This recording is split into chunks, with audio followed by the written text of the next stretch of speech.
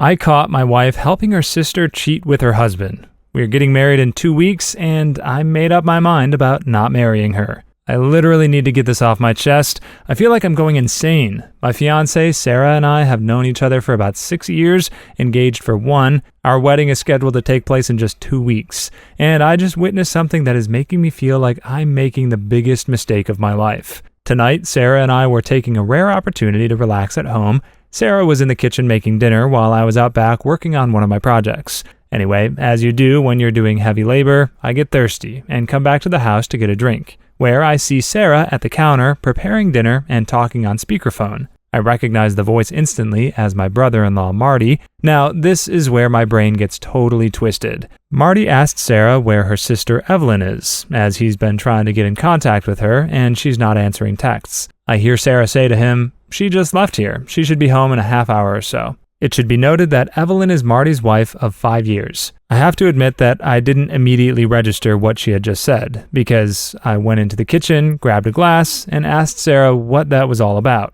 She responds with, "Marty was looking for Evie." I see her texting and I ask her, "What are you doing?" She says, "I'm texting Evie that Marty was looking for her." Anyway, I pour myself a drink, sit down, have a sip, and then finally my brain starts to work. First off, I heard Sarah tell Marty that Evelyn was here. Evelyn was not here, and the last time we saw her was yesterday when she came over to work on some last-minute wedding decoration stuff with Sarah. Secondly, why is she texting Evelyn and expecting a response when I distinctly heard Marty say that Evelyn wasn't answering her text? Lastly, why the hell would she tell Marty that Evelyn should be back in 30 minutes unless she either knows where she is or she is right now in front of me texting her to tell her to get her butt home quickly? The only conclusion that I came up with is that Sarah is lying to Marty about the whereabouts of her sister and is probably warning Evie that Marty will expect her home in half an hour. I then spent probably the next 5 hours concocting various explanations for this behavior, some decent, some downright horrible, and playing them back in my head. I wanted really badly to ask Sarah about this, but at the same time, if what I think is going on, then I doubt I'd get a straight answer. Which brings me to about an hour ago. I woke up around 1 a.m. to use the toilet, and I couldn't resist the urge to check Sarah's phone.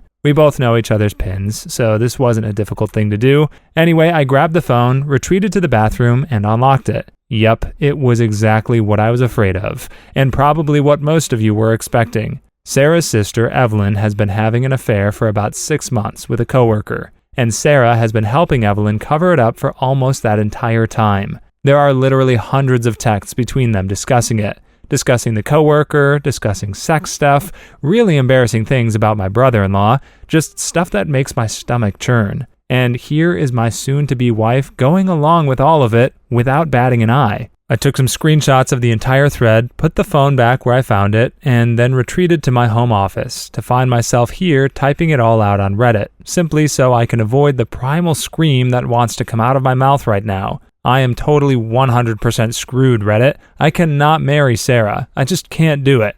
I can't think of any reasonable excuse she could offer me about assisting her sister in this affair and victimizing not only Marty, but their 2-year-old daughter as well. On the other hand, myself, my family, Sarah, and her family have all sunk an enormous amount of money into a wedding that is supposed to happen in around 2 weeks. There is no way we are getting any of that money back. On top of that, I feel like an absolute fool. How did I not know this woman was like this? And what the hell am I going to do? I can't marry her. I absolutely cannot. However, I still want to. She's beautiful and fun and kind, and I thought we had a bright future ahead of us. She's never done anything wrong to me, but I just can't see her the same now. It's like a big black stain on an otherwise beautiful picture. I just don't know how the frick I got this so wrong, and I'm absolutely dreading doing what I know I need to do. I feel like I want to vomit or break something. Edit.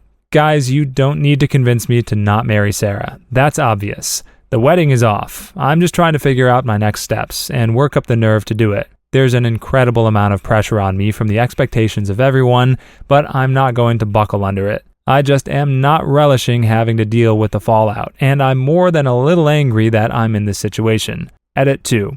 It's 5 a.m. I work in 3 hours, and I'm running off a couple of hours of sleep. I'm going to take a shower and head into work a little early to avoid Sarah and stew on this. Thanks to the supportive people here, and a big raspberry to the dill holes who keep saying I should figure out whatever good reason my soon-to-be ex-fiancé had for this garbage. Edit 3. I got into work around 7. No one was in the office, so I decided to start pulling off the Band-Aid, and I called my brother. He lives in Australia, so he was still up after having just put his kids to bed. It was hard breaking the news to him about this because I know he has laid out a huge amount of money for flights for him and his family to come, but to his credit, as an older brother, he didn't mention it one time and just backed me up. He made a great point too. He said, "You work in a job where you have to deal with liars and scammers day in and day out. I don't blame you for wanting to have somewhere to go where this isn't a concern." He was totally right about that, and I get now why I'm reacting so strongly to Sarah's participation in this deceit. He also had a great idea. He was going to take his family down to Florida to do some sightseeing and visit the parks. Well, now the kids will be accompanied by their uncle as well. It should be easy since we were going to honeymoon there as well, and we were planning on meeting them for a bit anyway. I'll just rebook everything to be closer to him and his family, and I'll offer Sarah's ticket to either my sister or another family member. I haven't had time to read everyone's comments, but I have answered a few. Right now, I'm just sort of making myself sick by drinking cup after cup of coffee and trying to distract myself until the day gets on enough where I can reach out to Marty. Edit 4. Just did the morning stand-up. My stomach is doing flip-flops from drinking about 2 pots of coffee since I got here so early, and I absolutely cannot focus and concentrate. I feel like I can't do anything from my side until I tell Marty what I know, so I'm just going to take a sick day and drive over to his house and see if he's around. If not, I'll call him and track him down. Marty is a teacher who is on break right now, and Evelyn works a 9 to 5 like me, so odds are good this works out. Wish me luck, Reddit. Edit 5. Got to Marty's house a little after 10 a.m. He had just put his daughter down for a nap, and we had a long, frankly brutal talk in the kitchen. Basically, he suspected this for a couple of months now, but Evelyn has been very good at covering her tracks, obviously with the assistance of Sarah and a couple of their mutual friends. I, unfortunately, do not have all 6 months of text messages, just a couple of dozen screenshots I sent to myself from Sarah's phone. But I gave him what I have and offered to help him however I could. I'm a field analyst in the CU department of a mid-sized insurer specializing in workers' compensation fraud, so I know a few things and a few people. Anyway, I'm now working from my laptop in my almost brother-in-law's kitchen, trying to salvage whatever I can. I'm going to have to talk to Sarah this evening and get the word out as fast as I can to my friends and family now that I know I won't screw Marty over. So far, I managed to rebook most of the honeymoon, although I had a problem with the ticket because Sarah was flying under her maiden name, and our carrier has a surname rule for name changes. Anyway, they did allow me to cancel and get a partial refund and rebook to my sister, who will be accompanying her 2 brothers and nieces to Florida in a couple of weeks. I'm holding off on canceling the venues until after I talk to Sarah because I don't want to tip anyone off until Marty gets his chance to confront Evelyn. But I will absolutely be letting my family and friends know this afternoon sometime and beg them to keep it close. I'm basically in a frenzy right now, canceling stuff I can cancel, and I'm heading down to the bank in a few to open a new account and get my bills paid. The finances. Some people have mentioned them, but it should be pretty good. The mortgage is in my name since we were not married, and I have the bigger income.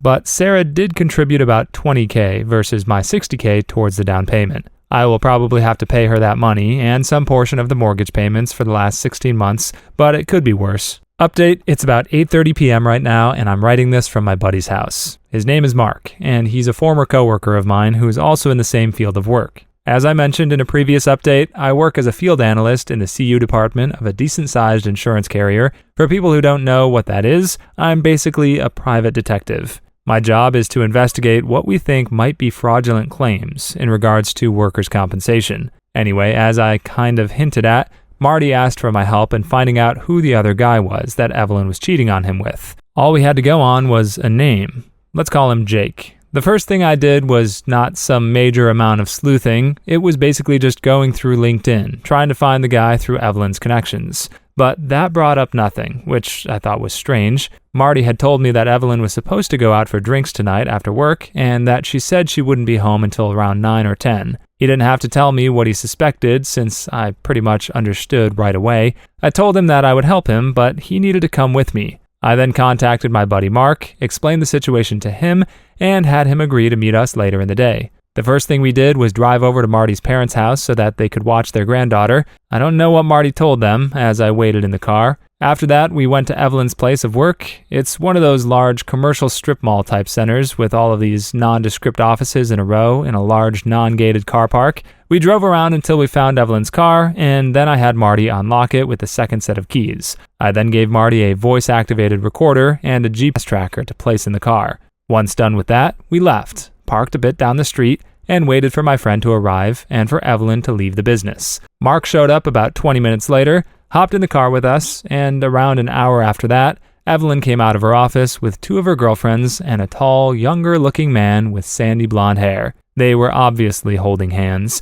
and I'm like, dang, Evelyn, you're making it easy for me. I took a couple of pictures from the car and then waited for Evelyn to leave in hers. I started tracking her. At first, I thought she might go right to a hotel or something, but she didn't. Instead, she drove to a reasonably nice bar and grill in a nice section of town and parked on the street. I drove by her as she was getting out of her car and entering the establishment, then found my own parking spot and went over the plan. First, we sent Mark in since no one knew him. He had basically two jobs. First, try to get any compromising pictures he could of Evelyn and Jake. Second, to be my alibi. Marty and I waited in the car for around 20 minutes until I got the first in a series of text messages from Mark. They were pictures of Evelyn and Jake making out in front of their two female coworkers. Marty's suspicions were right. They were helping Evelyn hide the affair from him. He was obviously very upset and angry.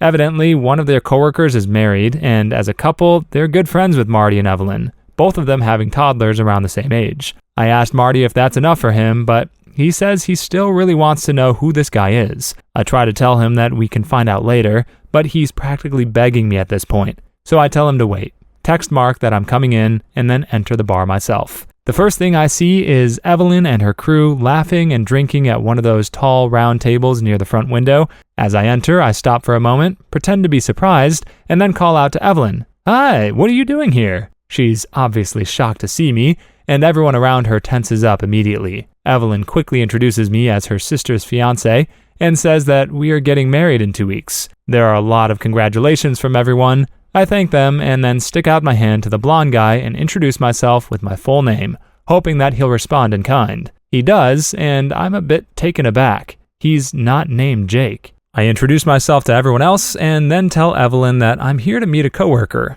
I wave to Mark and then excuse myself. Once I get over to Mark, I tell him the guy's name, and we both whip out our phones and go to work. It doesn't take long for us to find him. He's got social media profiles and a couple of court case judgments against him. Everything sort of falls into place when we find out that Jake is his middle name. At this point, I'm basically just grateful that Evelyn isn't cheating on Marty with two different coworkers. Turns out that Jake is 26, married, and has a 1-year-old daughter. This just keeps getting better. Anyway, I text Marty the guy's name, and I decide I want to push my luck and tell him to wait a few more minutes. Basically, I'm playing babysitter here at the bar. I'm totally visible to Evelyn and her crew. I can see out of the corner of my eye that no one is particularly happy about this, and my presence is really ruining the night. This is good. I let this go on for about 10 minutes, and then tell Marty to text Evelyn that he's spending the night at his parents' house with their daughter. It doesn't take long after that until I catch Evelyn taking out her phone, showing it to Jake, and then everyone deciding to pack up. Evelyn comes over to me, says goodnight, and asks me if Sarah and I want to come over for dinner this weekend. I smile and say that sounds like a great idea, and wish her and her coworkers a good night. Mark and I wait for them to leave, then pay our bill and hurry back to the waiting Marty. There's a bit of hesitation here because we don't know exactly what Evelyn was going to do. I assumed she might have already booked a hotel room and was heading there, which would have made everything a lot more complicated and limited what I could do. But it turns out that tonight was probably meant to be just drinks at the bar, and it wasn't until Marty decided to spend the night at her parents' that it turned into something more. Evelyn made a beeline for home, and we followed behind her way out of sight and parked down the street. It didn't take long after that until another car pulled into Marty's driveway, and we saw Jake get out, go up to the door, knock, and be greeted by Evelyn. They went inside together. Now at this point, it's about 7:30, and I have my own stuff to do tonight. I think that as a friend, I've done pretty much all I can do for Marty, and he can handle the rest himself. I mean, I feel bad for the guy, definitely, but I don't want to get any more involved in this drama than I already am. and being the wingman for him while he confronts his cheating wife is a bit much for me considering my situation. Marty says it's fine, that he'll do the rest of it himself. Guess he's more of a man than you thought, Evelyn. He goes to Evelyn's car, retrieves my gear, and we bid each other goodbye. That was almost 2 hours ago. I did get one text message from Marty saying it was done, and he was going to his parents' house for real this time. But my phone hasn't been blowing up, so I don't know what's been going on with Evelyn. I've been at Mark's since then. I think that basically concludes my part in Marty's story. If he was smart and listened to my advice, he was recording with his phone when he entered the house. I'll find out later. Anyway, my biggest priority now is to head home and tell Sarah that the wedding is off. She's almost 100% going to take it badly. There's no way she won't, but like I said, I just can't get married to her right now. I don't know what the future holds for us, or if we will be done with each other or not, but definitely we are not getting married anytime soon. Also, for people who keep saying, why didn't you talk to her first? Why didn't you confront her? I have to say, are you people stupid? She stone cold lied in front of me to her brother-in-law, whom she has known for about 10 years and purportedly thinks is a really great husband and father. Babe, maybe you're naive enough to think that someone can lie that coldly to someone they're supposed to care about and then tell you the truth, but I'm not wired that way. Until that moment, I never had cause to ever second-guess Sarah or not trust her, but she was literally untrustworthy in front of my face, and I'm supposed to let it slide or expect her to be honest with me? I guess you don't know what it's like to have your entire view of someone shift in an instant. It's disorienting, and frankly, a bit panic-inducing. I'm actually impressed I kept my head and followed my instincts instead of pressing her right away because it led me to the truth. It would have been ridiculously easy for her to lie to me and then delete those text messages. If she had done that, then I would never have read the horrible things she said, never seen how she can be so duplicitous and two-faced, and never realized how little I actually knew about her. I'm going home to talk to Sarah. I'll update later to let everyone know what the final verdict is. Don't expect it to be a good one. Update 2. I guess there is a lot to go over, and so much has happened. Most of it, if I'm honest, hasn't been that great. Well, it's actually been downright shitty, but I'll get to that. First off, I left Mark's house pretty late that night.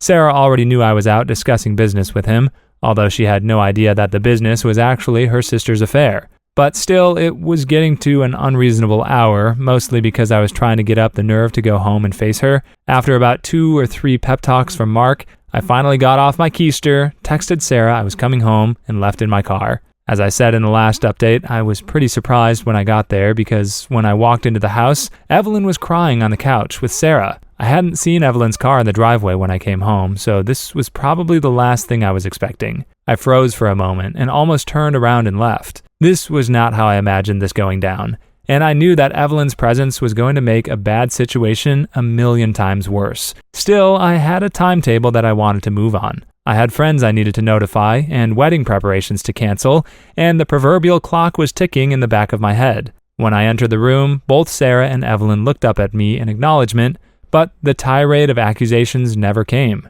I just stared back, raising my eyes in question. The moment passed, and Evelyn went back to crying, Sarah back to comforting, and I let it awkwardly hang in the air for half a minute while I thought. It seemed that Marty hadn't mentioned my assistance in the uncovering of Evelyn's affair. I decided to play dumb, not for any reason other than I wanted to see how Sarah reacted. I took a seat on a recliner, put down my laptop bag, and took my phone out of my pocket. I made it look like I was fidgeting with it, and then asked them, "What's going on?" Evelyn just continued to cry, but Sarah looked at me and said, "Marty is divorcing Evie." Well, yes, I figured as much. I decided to push ahead with the obvious question. "What for?" I asked her. Sarah stopped patting Evelyn's back for a moment and looked at me. I could almost see her face twist and contort. Imagine the look a 5-year-old makes when you tell them to eat their broccoli or finish their lima beans. Evelyn shot Sarah a look that I didn't need to be a sister to understand.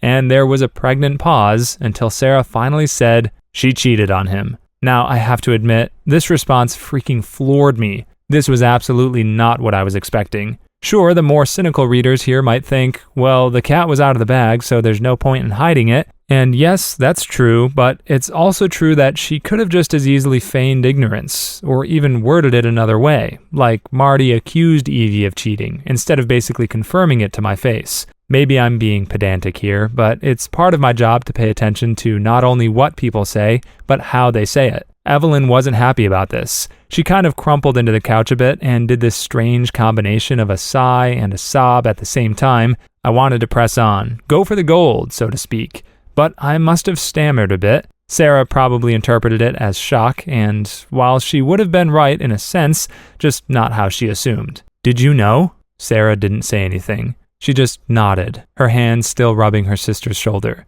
I didn't hesitate and asked the obvious follow-up. "How long?" The answer came back a lot easier than I thought it would. 6 months. I was shocked by how easily she admitted to it. Evelyn was shocked as well. She smacked her sister's hand off her, and I think even Sarah was a little shocked at saying it out loud. I leaned back in the recliner in disbelief, trying to process everything. Time to tug the rest of that Band-Aid clear off. We're not getting married. There were two who looked like stunned goats and a chorus of, "Huh? What?" from both sisters. I stood up and repeated myself. "We're not getting married. I can't marry someone who would cover up adultery, especially not for 6 months. Sarah sprang off the couch and opened her arms. The body language was, "You can't be serious." But I just put my hands in front of myself. "I'm serious. I don't like this, not one bit. I don't like that you took part in this, and I can't get married to you with how I feel. It would be a mistake." The waterworks started immediately, and even Evelyn did that thing with her mouth that looks like a perch trying to suck air. There were wails from Sarah, accusations of not loving her, appeals to my sense of duty, to the loss of money, the inconvenience to all our friends, the embarrassment of it all. It was, frankly, nothing I hadn't already thought about, but it definitely felt different hearing Sarah say it through body-racking sobs. It was at this point I probably made a big mistake. Well, maybe not, because I have no idea how long Marty would have kept my involvement in everything off the books, but in an effort to convince Sarah of the finality of it all, I said, "Look, I already canceled the honeymoon. It's not happening." I knew it was a bomb the second it left my mouth, and the explosion was damn near immediate. Evelyn, to her credit, had always been pretty quick on the uptake, which is probably how she had managed to fool her husband for so long. I could almost see the realization dawning on her when she put it all together with my appearance at the bar earlier in the evening. She screamed, "You son of a bitch!" and flew across the room at me. Now, I'm not a huge guy, but I'm no slouch either. But the force that Evelyn flung herself at me had me staggering backwards, and I barely had enough time to get my hands up before she started raking my face with her fingernails. I almost lost the phone I still had in my hands, but still managed to push her away and say very loudly, "Evelyn, get off me! Sarah, get your sister under control!" Evelyn made another lunge for me, but surprisingly, Sarah did exactly what I asked her to, and wrapped her arms around her sister's waist and held her in place. I looked at Evelyn and yelled, "Get out of here right now, or I'm calling the police," holding my phone up for emphasis. Sarah asked both of us to calm down. She said to me, "OP, she doesn't have anywhere to go right now, and Marty took her car keys." That explained the lack of a car in the driveway, but I didn't care. I was 100% through with Evelyn, and I was going to make sure she knew it. I marched into my home office and locked the door, then dialed the police. I told them I had been attacked by my fiance's sister and had locked myself in my office, that I was bleeding from my face. Evelyn had scratched me pretty good along the inside of my left eye, and that my vision was blurry and I feared for my life. I even told them that I had recorded the entire altercation on my phone. Just as I was finishing up my conversation, Sarah came knocking on the door. "OP, please come out. We need to talk about this. And please, I love you. Don't do this. We don't need to do this. And even Evelyn is sorry. She wants to apologize." I'm pretty sure that last one was a lie, but Sarah was obviously losing her shit. I didn't answer her, and her attempts to cajole me out of the office ended probably right when the police rocked up to our front door. I could hear Sarah talking to them, and I decided to come out. The cops were 2 males. One of them looked younger than me, maybe around Sarah's age, and the other one looked older and more annoyed about life in general. I introduced myself, pointing at Evelyn, stating that she attacked me, and offered to show the cops the recording I made. The younger one asked me if I wanted to press charges. I said yes. He asked me again if I wanted to press charges. I said yes again. At this point, both cops looked at each other, and before the young cop could open his mouth again, I said, "Yes, damn it, I want to press charges. I have video evidence, and this is going to court, or else I'm going to call up your boss and ask him to come down and do it himself." I think they were pretty surprised that I knew his name. Not that we are friends or anything, but given my line of work, I spend plenty of time interfacing with local law enforcement, and I've met most of the brass, or talked to them on the phone a couple of times in the last few years. Honestly, at this point, I was getting pretty hot under the collar, and while I get what these guys were thinking, I don't agree with it at all. Facts are facts. Sure, I might not be bleeding out on the floor, but Evelyn assaulted me in my own home, and I wanted her gone. Thankfully, the situation didn't immediately escalate, and the two officers handcuffed Evelyn and put her in the back of the patrol car. She was squealing and crying like some sort of gibbering maniac the entire time. Sarah wasn't much better. She just kept going, "No, please, no," over and over again. At this point, the younger cop circled back and asked us if everything was okay here. I just told them I was going to bed. He asked Sarah again, and she didn't immediately answer, so he goes, "Is everything okay here, ma'am?" It was clear what he was fishing for. At this point, I really disliked this guy, but I bit my lip. Sarah finally realized that the cop was addressing her, and she just nodded at him. Obviously, the guy is not satisfied with this and starts to ask her again, at which point I interject and say, "If you want to go on a fishing expedition, you might want to do it over there on the lawn, where my doorbell camera isn't recording you." I think at this point, I had pushed my luck with this guy one too many times, but what could I do? I think I was probably around 30 seconds from getting the cuffs slapped on me until his partner came up and basically pulled him away. He was an older man, probably in his late 50s, and probably didn't want to process 2 arrests right at the beginning of his shift, especially when one of them was obviously going to be more trouble than it was worth. I'm pretty sure he talked him out of it, and they left, carrying Evelyn away and hopefully out of my life forever. At this point, I'm thinking about whether I want to stay here or not. The fact that my parents live a couple of hours away, combined with the thought of how poor I'm going to be in the short term here, ruled out either their place or a hotel. So I just decided to sleep in the guest room. Sarah made some futile efforts to get me to engage with her in conversation or to sleep in our bed, but I just told her we'd talk tomorrow and that I was tired and didn't want to be disturbed. Thankfully, she let me be, and I crashed hard. Harder than I had in years. The next day was by far the weirdest effing day of my life. To start with, I woke up at 11 a.m. Sarah was still home. She had cleaned the house from top to bottom. I mean, the floors sparkled. The toilet shined. I could lick the linoleum in the bathroom, and it'd probably be minty fresh. She had obviously been busy, but when she saw me, she sort of hovered out of immediate range. Not quite engaging, but looking like she wanted to say something. I get it. Last night was traumatic for everyone, and she was probably uncertain. Like, did I just cancel the wedding in the heat of the moment? Was I serious about this? Was I really angry? I took a deep breath and told her we needed to finish talking. She tried to sit next to me on the couch, and I thought about rebuffing her, but I didn't. We were not getting married, but I didn't need to act like I hated her because, truthfully, I didn't. I was disappointed in her, decently disgusted by some of the things I had read in her text exchanges between her and her sister, but we were both hurting here, and I didn't want to make it any worse or escalate things to a point where life could get any more complicated than it already was. It took some more convincing on my part for Sarah to truly and fully believe the wedding was off. She was not taking it well. Hell, that's an understatement. She was a wreck. I think she was hyperventilating a few times. I was holding it together better, but obviously not only was this my idea, I had also had longer time to come to terms with it. Finally, she asked a serious question. What about us? I know I'm going to get a lot of hate from people for this, especially the kind of Redditors that think every infraction in a relationship is grounds for nuking it from orbit. Indeed, one could even say that my calling off the wedding was like dropping a mother of all bombs on our 6-year partnership, but truthfully, I didn't have an answer for Sarah at that moment. I just didn't know, and I told her so. I said I read all those text messages, and it showed me a side of her that I didn't know existed, and that I wasn't certain about her or our relationship anymore. I said I couldn't understand why she would go along with Evelyn, putting down Marty, and joining in, and even egging her on, and cheating on not only him, but their daughter too. She just kept saying, I know, it was wrong, I know. I asked her for an explanation, but she couldn't provide one. She just said that she got carried away, and that she had to choose her sister. I told her that I thought a good sister was someone who kept you on the straight and narrow and didn't give you a free pass to be a douchebag. She agreed with me and said that she would do better, but that Evelyn had always been the boss when they were kids, and she was always the follower. I get this. I have an older sibling too, and while I'm a bit more independent, I also spent the last 18 years of my life with him living on the other side of the planet, except for the odd occasional visit around Thanksgiving or Christmas.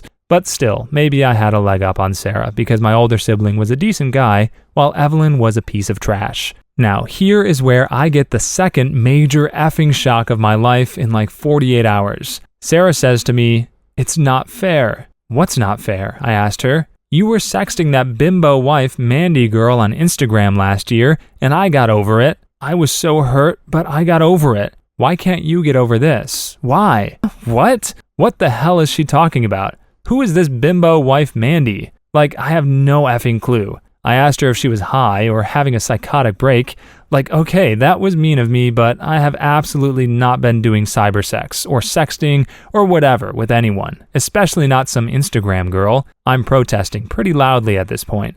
And Sarah is yelling at me through her tears, telling me that she saw the messages last year and that she decided to not confront me because I had stopped. Evidently, she had been checking my socials from home computer when I was at work, which should have been really boring because I have only family and a couple of work friends there. I try to make this case to her, offering to let her log into all my accounts and check for herself, but she's just calling me a liar and a pervert and all sorts of shit. She starts throwing stuff at me, and so things are getting out of hand. I tell her that if she throws one more thing, I'll have her taken out of this house, just like her sister. She swears at me and stomps off to the master bathroom and slams the door. Now at this point, I am so damn confused, I barely know what to think. I head into my office, fire up my desktop, and type "bimbo wife Mandy" into Google. Sure enough, there is an Instagram, a Twitter, a Reddit event, and of course, an OnlyFans. I click on one of the Instagram links, and up comes a post of a numb, extremely busty woman, clearly pushing the limits of science and technology,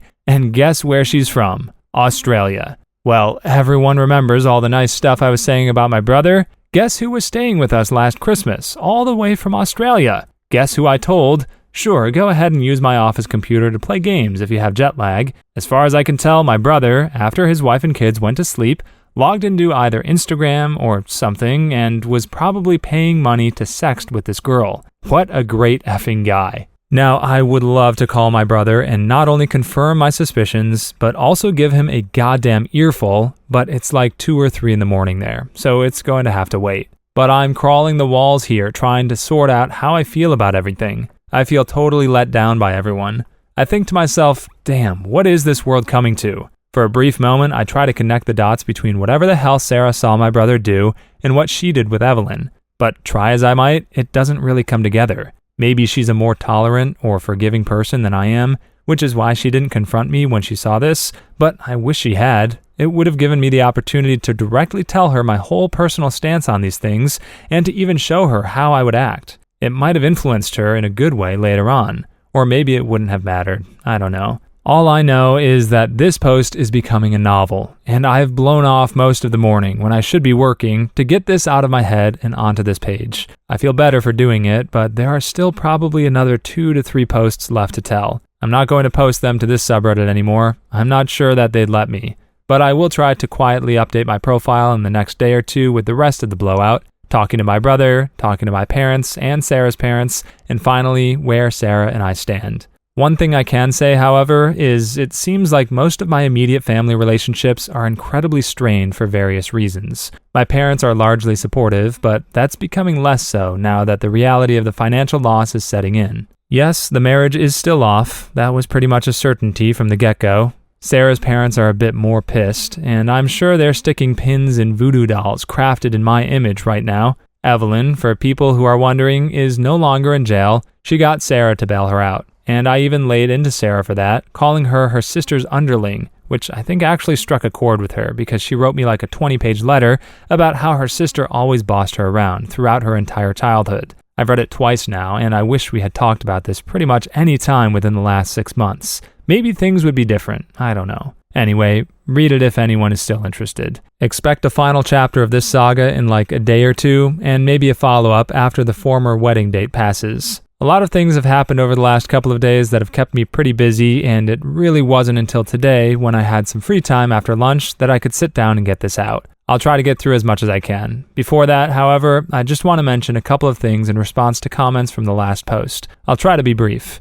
Firstly, I don't know much of what's going on with Marty and his divorce, other than, to my knowledge, he's still divorcing her. Obviously no papers or anything, but the intention is clear. In addition to that, I'm not really in the position to be advocating for any sort of course of action that Marty should take, offering him legal advice, or assisting him in doing anything to the other man, or tracking down the other man's wife, etc. Marty is a grown-ass man, and he can do whatever he wants with the situation. My position as his friend is just to support him and offer advice if he asks for it. Secondly, this isn't some sort of guerrilla marketing for an OnlyFans girl. If it was, I should have done it on the first post, which hit the front page of Reddit and was seen by over 3 million people. Also, given that this post got so popular on Reddit, it's not really a surprise that Bimbo Wife Mandy, another Redditor, happened to be following the story and saw her name. It could have easily been any other of the hundreds and hundreds of girls who use Reddit to post their pictures, and as a brief aside, speaking of Mandy, I have indeed talked to her. She was actually quite helpful in confirming something for me,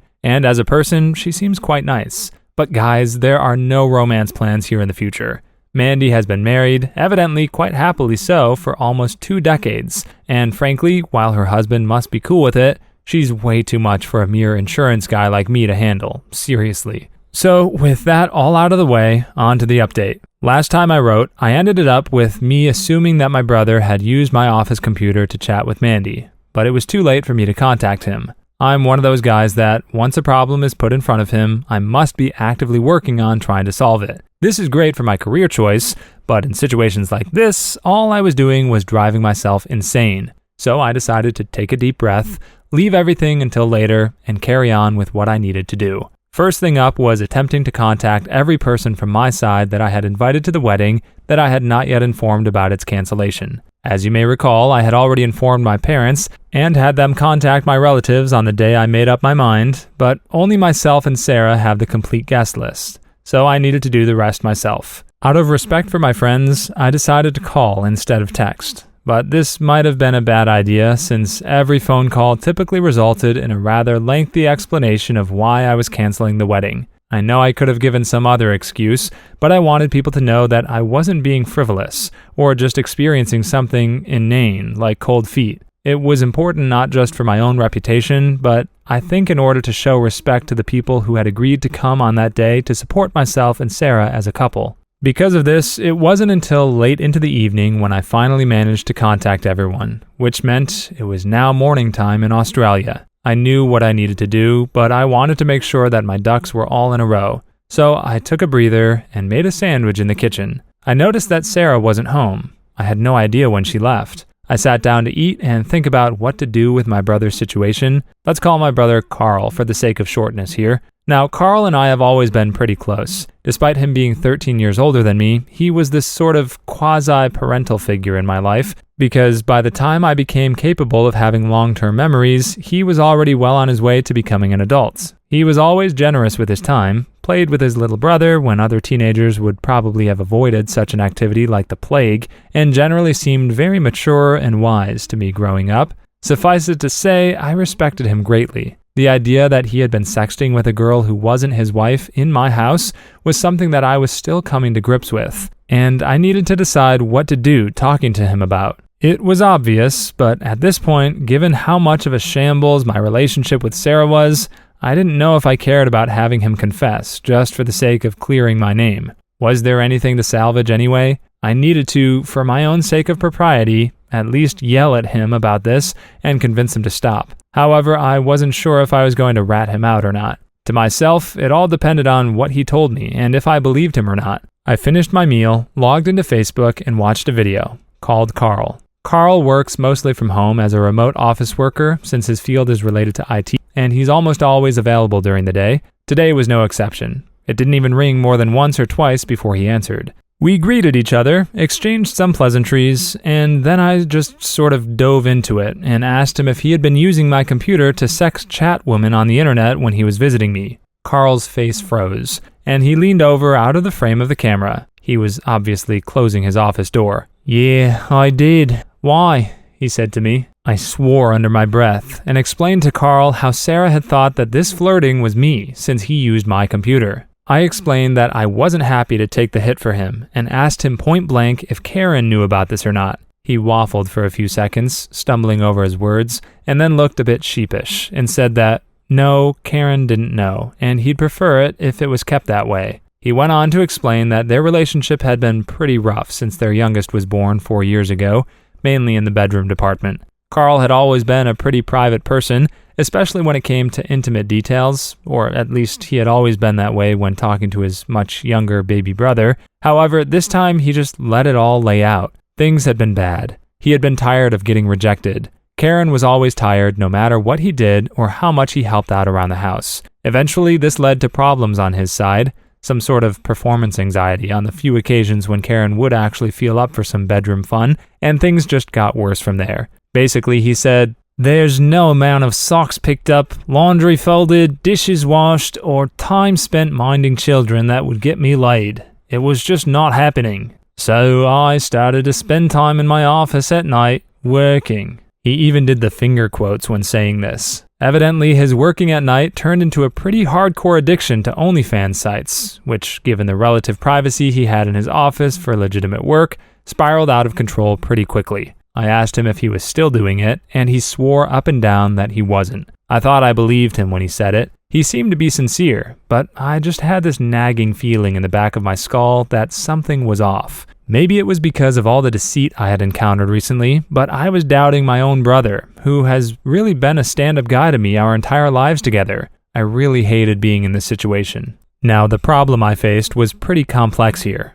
First, if I wanted to clear my name, then I would have to get my brother to tell Sarah that it was him all along. However, if he did that, then there was no guarantee that Sarah wouldn't spitefully inform Karen. I personally thought it would be best if Karen knew, but at the same time, I didn't know if I felt comfortable potentially dropping a nuke on my brother's marriage over something he not only said he stopped, but is in this sort of moral gray area for me. I didn't have an answer right away as to what to do, but I did urge him to tell his wife about this and to get into marriage counseling. He said that they actually had been going for the last 6 months, and while it was helpful, what had really helped was getting a prescription for some generic Viagra. I actually did a spit take at that, neatly spraying my computer screen with water. He told me that they had been trying to make sure they have intimate time at least a couple of times a week, and the Viagra had cured him of his performance anxiety to the point where now they were both looking forward to spending time together after the kids went to bed. The general gist of this was something along the lines of, "Hi, this is actually going in the right direction now. Please don't screw this up for us." I really didn't want to be in this position, not just for the sake of Carl and Karen, but for my 2 nieces as well. And if what Carl was telling me was the truth, I could be tossing a firebomb into a relationship that was starting to mend. It was unpredictable what would happen. So yeah, it may disappoint some people, but at the time I felt that the best option I had was to wait and see. I was, after all, going to meet him in a couple of weeks in the flesh, and once I got him alone in a room and a few drinks into him, I was going to definitely get to the bottom of this. It seemed like the best course of action. Anyway, that night I went to bed early. I didn't see Sarah until the next morning. She looked haggard, like she had a distinct lack of sleep. I asked her where she had been, mostly out of habit. After all, we had been together for almost 6 years. She told me that she had gone down to the courthouse for Evelyn's arraignment to post bail, and that afterward she had driven her to her parents' house and spent the night. She made a point of telling me how horrible it was to have to explain to her parents that I had called off the wedding. I asked her if her parents knew the reason why, and she barked, "Of course they do." I tried to remain calm, but by this point in this ordeal, I was losing it. I bit back at her. "Are you going to move back there so that they have both girls at home now?" It was childish and petty, but the fact that she bailed Evelyn out of jail annoyed me to no end. "You don't need to be an ass about this," she said. To which I said, "And you don't need to be Evelyn's freaking underling." I could see Sarah visibly flinch when I said that to her. It obviously had struck a chord, and the corners of her eyes started to tear up, and I cooled my temper. We just sort of stood there, miles apart, in the living room of our house, and didn't say anything for a good solid minute or two, until Sarah decided to continue talking. "Our parents are going to be here at 3. I actually facepalmed at this. I was about to go off on her for not consulting me on this, but I decided that was just my own ego. After all, I did need to sit down with them and work out the details around the wedding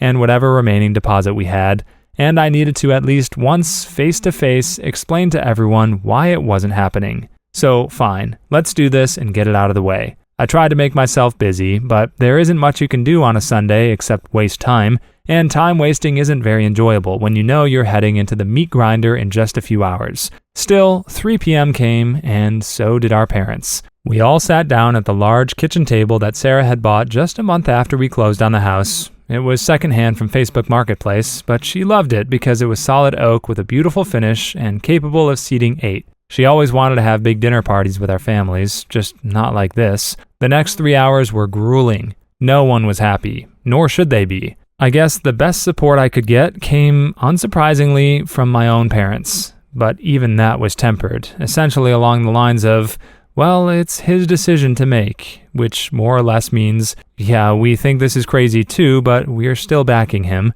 Honestly, that was fine with me. I didn't need my parents to get the stigma by association of canceling the wedding. I was fine with owning that. Eventually, we worked out a decent deal in regards to the wedding. We would try to get back whatever money we could, split it back however it was contributed, and then eat whatever losses there were communally. However, when it came to the subject of the house, Sarah vehemently objected to my idea of paying back her or her parents for the deposit. Basically, she didn't intend to move. Now, as you might imagine, Sarah and I hadn't really talked about the serious living together situation in too much detail. The fact that I even brought up settling the house equity seemed to shock her, because the implication here is that I expect her to move out of our home. She threw a fit, and I don't blame her. I should have settled our relationship status with her first, before trying to negotiate a payment plan with her parents. It really tipped my hand to everyone about how I was feeling about our relationship. And while I think our parents expected it, or at least understood, Sarah was beside herself. She was absolutely not accepting of us breaking up over this, and she made it clear. "I'm not moving out of my house, and we are not breaking up," she declared. And that's pretty much how my Sunday night ended. After our parents left, Sarah and I tried to talk it out some more, but we kept running in circles around each other, and I had to curb my natural inclination to run her down until we got a resolution.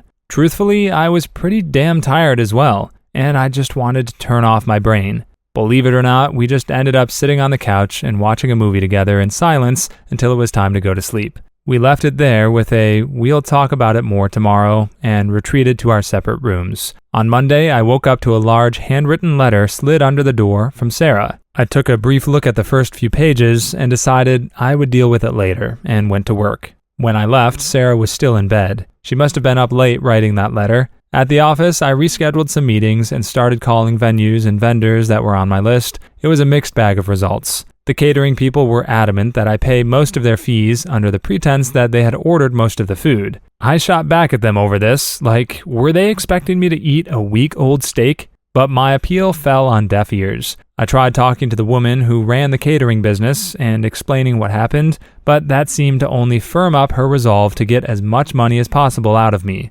Inversely, the DJ that I had hired for the entertainment was incredibly kind and gave us back almost all the money. Things went on like this, and during the day, between making calls and doing work, I read Sarah's letter. Now, this is 20 pages of written word, so I'm just going to summarize. The gist of it was that ever since childhood, Sarah has been bullied by Evelyn, and in response, Sarah's way of dealing with this was to essentially go along with whatever Evelyn wants, or wants to hear. She went on to say that it had become sort of a general way of operating in her life, that she was just afraid to rock the boat, to cause a problem, or sometimes even to voice an opinion. I reflected on this because, truthfully, when I look back at our relationship with a more critical eye, I kind of think that Sarah was a bit too perfect of a girlfriend. What I mean by that is she never disagreed with me, never picked her plans over mine, or even really advocated too strongly against anything I wanted to do. She went out of her way to make herself appear useful, and all around acted more or less like a yes woman in our relationship. I mean, we had never even so much as had a minor disagreement in 6 years, let alone a full-blown argument, until now. It sounds great from a relationship standpoint, until, of course, it's not. I couldn't shake this feeling that Sarah has this deep-seated insecurity and need to make people happy. You know, what they call people-pleasing behavior. When I started looking at it this way, a lot of things make sense to me, and I start to realize that despite being with Sarah for 6 years, I don't actually know her that well. It's like she's put up this image around her, which is just really a mirror, a reflection of whatever she thinks people want to see. And in the case of our relationship, she's more or less been acting my role of the perfect girlfriend while never really letting me inside to see who she is as a person. Hell, I can't even say that what I saw in those text messages is the real Sarah, because it's almost certainly just another reflection. This time of Evelyn and all her warts and faults. This may sound weird, but it's like we're in this unequal relationship.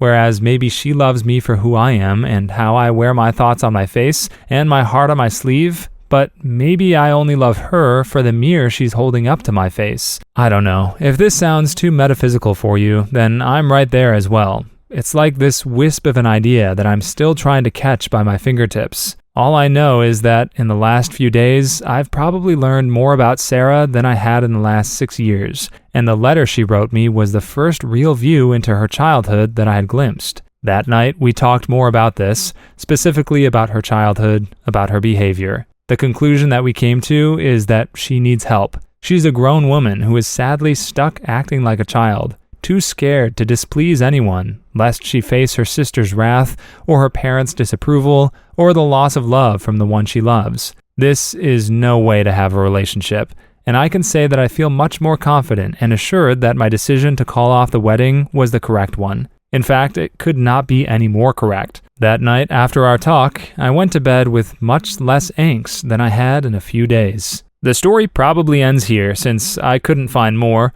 so if you watch this long-ass video, comment pee-pee. Please leave your stories in the comments. I'd love to make a video of them in the future. Also, don't forget to like and subscribe.